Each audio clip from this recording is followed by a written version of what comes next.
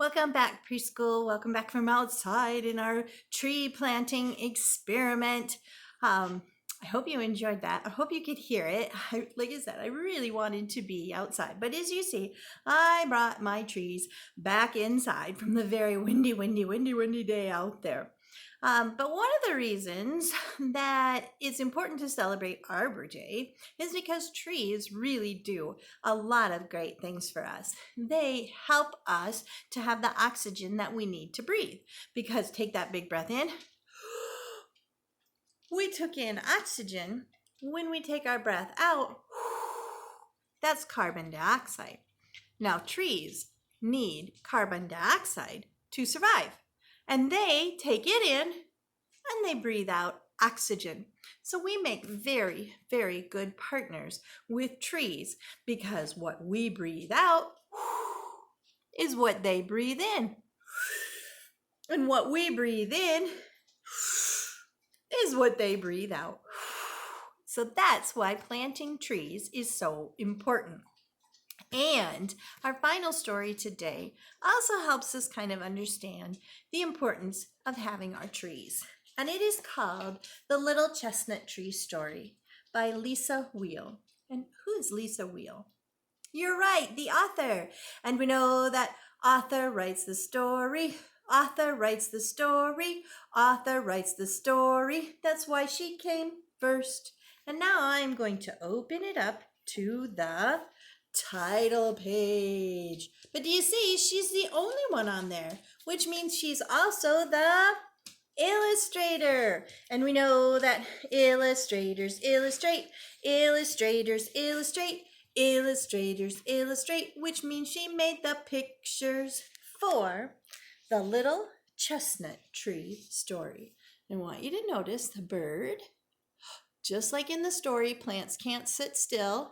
Remember how the birds and the animals helped to plant trees? Not just we can plant trees. Trees plant themselves, and animals and birds can help plant trees. Now, a long time ago, a little sprout of a chestnut tree pushed its way out of the ground. He came bursting out of the ground. The sun shone on it. The rain watered it. As it grew, it had many friends. It was a happy tree. Oh, look at the bird is even resting and all the animal friends that have come to say hello and gather around the tree. And every year it grew taller and stronger, just like these trees did. Ah, how cool! And in the spring, its flowers looked like lovely white candles. And in the summer, its leaves made a rich green crown.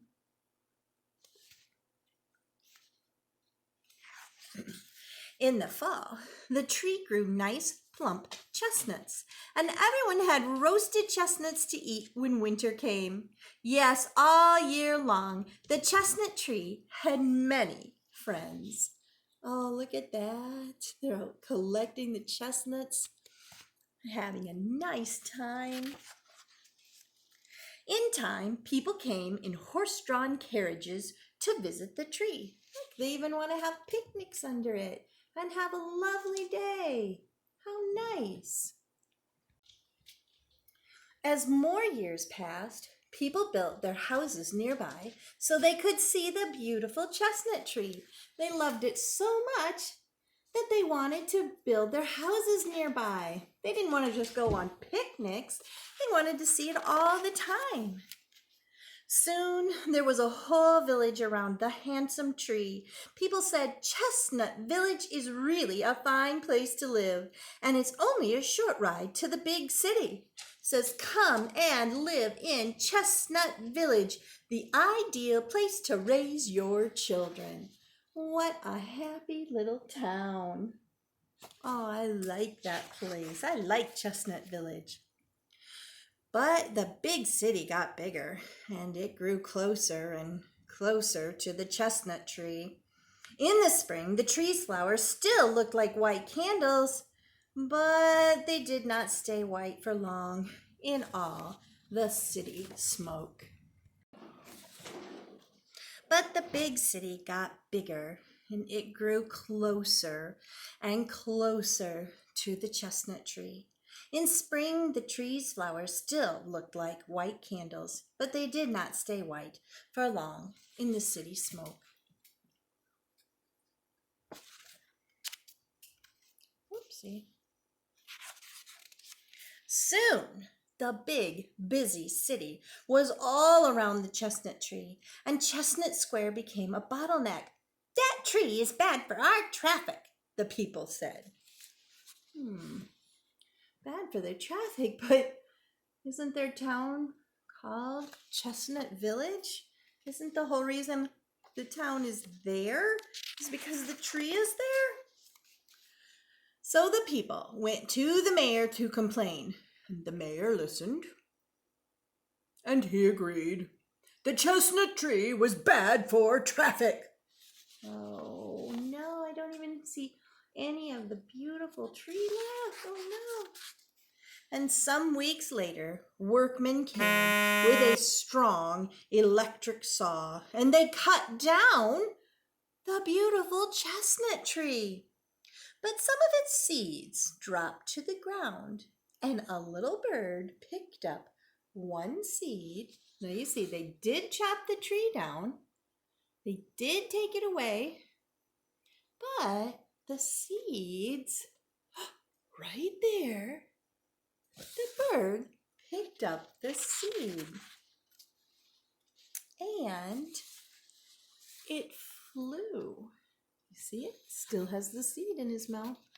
Flew high like the airplanes. He flew outside of the city, where there really wasn't much room for plants to grow, was there? And it flew until it found a place to plant the seed. See, he's still flying. And then he finds a nice place to plant the seed.